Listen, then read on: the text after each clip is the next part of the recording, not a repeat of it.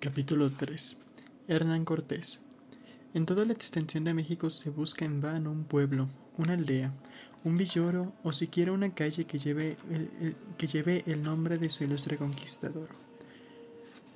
Uno de los pocos monumentos que sugieren la existencia del magnífico aventurero que destruyó una nación y fundó otra nueva es el aislado cerro llamado Peñón de Marqués, que se levanta sobre el desierto salitroso que antaño fue el lago de Texcoco. No es fácil descubrir el motivo de esta irónica situación. Desde la independencia y sobre todo desde la Revolución de 1910, ha estado en boga entre los elementos liberales desacreditar todo lo español, al punto de haber llegado, en los últimos años, al extremo absurdo de negar por completo la herencia española.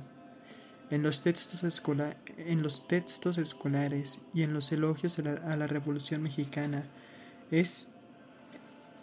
escritos por amistosos comentaristas extranjeros, se lee México es indio en el fondo, y que el destino manifiesto del país es volver a los buenos tiempos anteriores a la conquista, aunque hasta ahora nadie ha tenido el valor de sugerir que se reanuden los sacrificios humanos. Un paso necesario para establecer tal tesis es, claro está, negar todo lo que se oponga a ella. Así, el primer objeto de la campaña es la difamación del conquistador, personificado en Cortés, el destructor. Frente a él se ha puesto al noble azteca, cuyo tipo clásico es Cuauhtémoc, el último rey indígena, a quien Cortés ordenó ahorcar en 1524. México no sería tal México si no hubiese dramatizado el conflicto, para lo cual fue buen pretexto el doble hallazgo que dio en llamarse la Batalla de los Huesos. Parece que Cortés en su testamento legó sus restos a México, los cuales, pasado su debido tiempo, fueron traídos de España y enterrados en el convento de San Francisco, en Texcoco. Poco más de 2 siglos después, fueron trasladados a una suntuosa tumba en el Hospital de Jesús, en la Ciudad de México, y ello con bastante justificación, pues Cortés fue su fundador y patrono.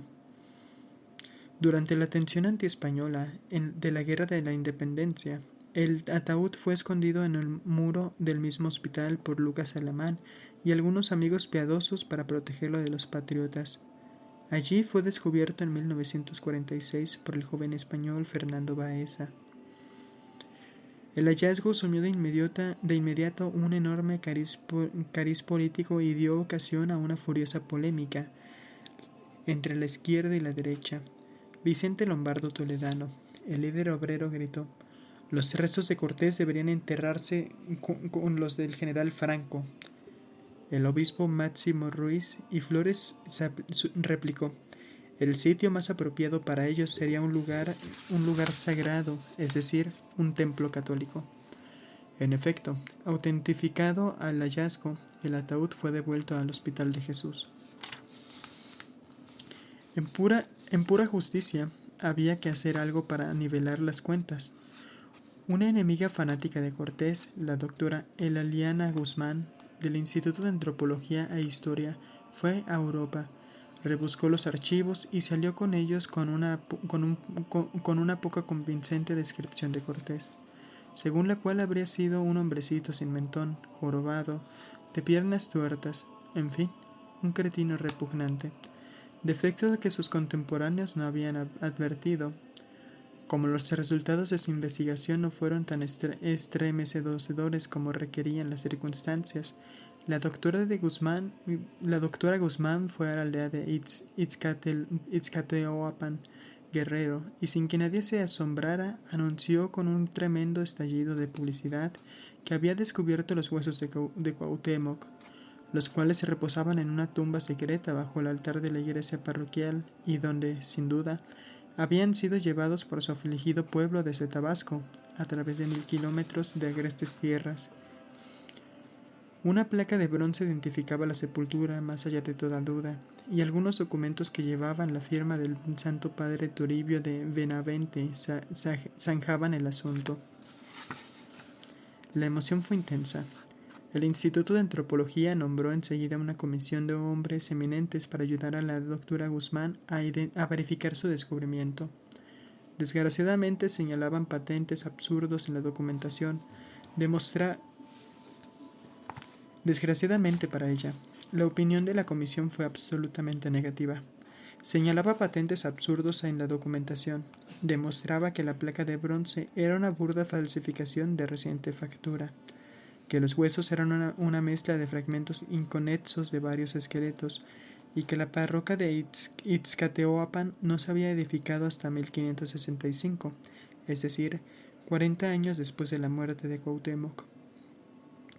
Nada importaba. Los huesos habrían de descubrirse, y quien osara dudar de su autenticidad era un traidor. Aquel irreprimible cínico, Diego Rivera, que desde mucho antes pertenecía a la escuela anticortesiana, dijo que, no obstante las pruebas negativas, era obligación de todo buen mexicano creer en la autenticidad de los restos. El Partido de la Revolución, hoy Partido Revolucionario Institucional, decretó una semana de Cuauhtémoc y organizó una enorme manifestación ante su monumento en el Paseo de la Reforma. Comprensiblemente preocupado por la furia de la protesta, el gobierno despidió a la comisión y nombró otra, a cuyos miembros eligió entre los científicos más distinguidos de la Universidad Nacional. La nueva comisión pasó 2 años examinando las pretendidas pruebas y, con entereza más que académica, llegó a una conclusión no muy distinta a la de su predecesora. Esto era materia peligrosa. Prudentemente los miembros de la comisión se reunieron en secreto. No obstante, llegó a conocimiento público parte de sus deliberaciones, lo bastante para producir agrias acusaciones y amenazas de violencia, por lo cual la comisión pospuso 11 años la publicación del dictamen, y aún entonces lo hizo imprimir privadamente. Así se ha fabricado otro mito para el arsenal del Partido de la Revolución. Cuauhtémoc, que indudablemente fue hombre recio y auténtico héroe, aunque odiado por la mayoría de los mexicanos coetáneos suyos por ser un jefe de los aztecas, se ha transformado en un símbolo de la resistencia democrática contra el opresor, y ahora una pareja de severos soldados, con rifles cargados, protegen su tumba en Ixcateoapan. Hay pruebas de sobra en el sentido de que los conquistadores formaban un grupo feroz, y casi todas provienen de los españoles mismos, ya que si bien se condujeron como los conquistadores de todas las épocas, no escaparon a las enérgicas censuras de su propio clero, poderoso y elocuente. El más osado y famoso de los críticos fue el dominico fray Bartolomé de las Casas, cuyos escritos causaron curiosa fascinación en los enemigos de España durante más de 4 siglos. Los escritos de este dominico son ejemplo interesantes de un principio que se aplica eficazmente a muchas situaciones. Si algo se repite con frecuencia y fuerzas suficientes, llega con el tiempo a ser creído. Las Casas, que fue testigo presencial de la horrible aniquilación de los aborígenes de las Antillas, espantosamente cierta, extendió imprudentemente lo allí sucedido a todas las partes de las Indias, sin consideración por la verdad. Las Casas era un hombre muy obsesionado. Se veía a sí mismo como otro colérico arcángel de San Miguel, con su espada flamante a la cabeza de las huestes celestiales que luchaba contra las fuerzas de Satanás, que siempre resultaban ser sus compatriotas. La breve relación de la destrucción de las Indias, desde su publicación en 1552, se convirtió en un manual indispensable para aquellos a quienes más les convenía creerlo.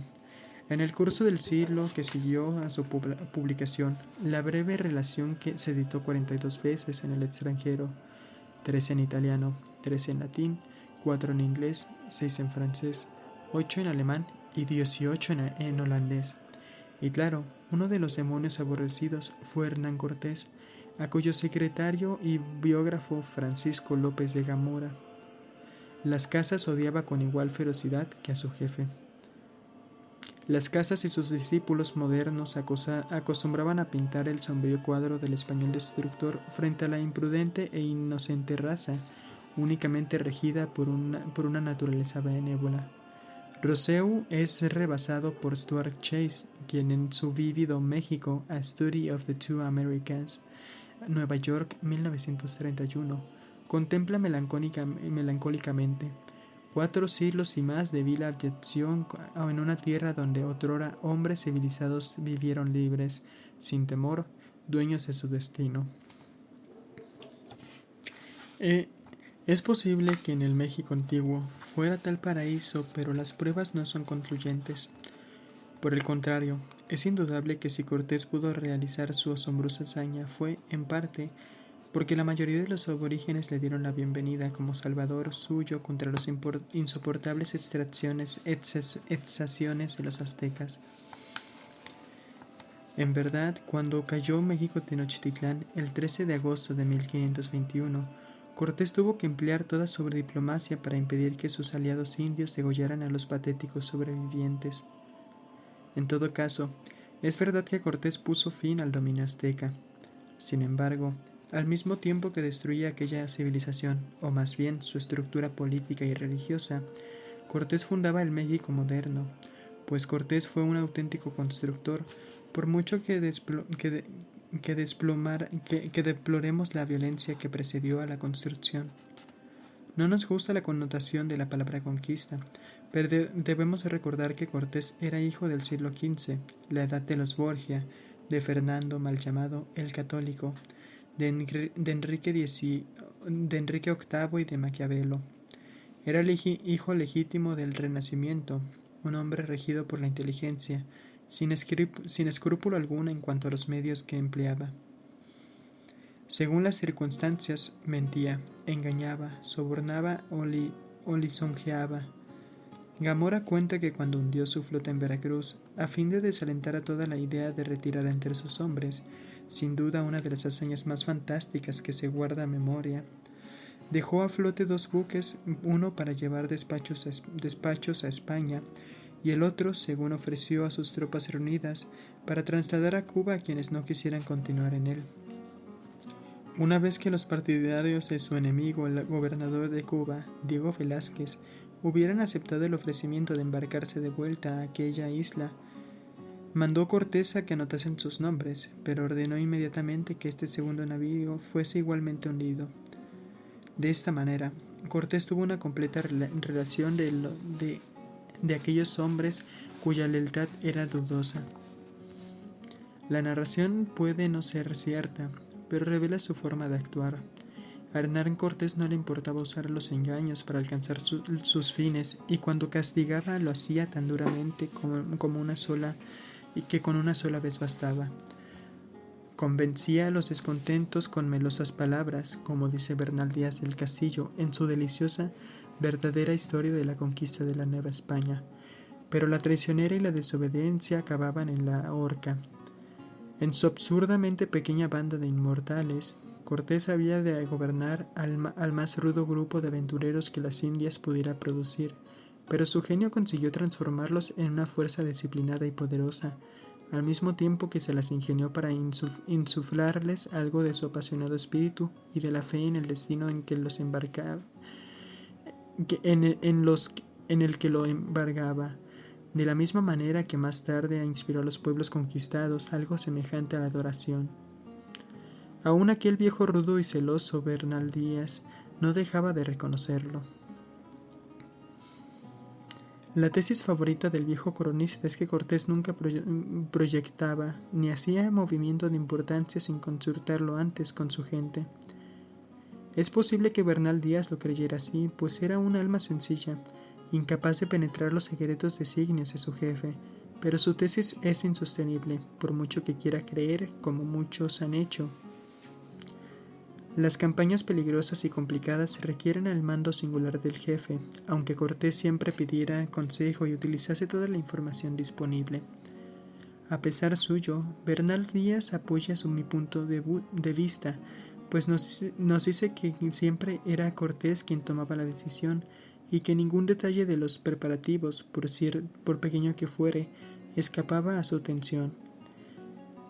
El mantenimiento de la disciplina y el orden, las preocupaciones infinitas necesarias durante la marcha o en el campamento, la previsión de las armas y abastecimientos, todo caía bajo la responsabilidad exclusiva de Cortés, y no podía ser de otro modo.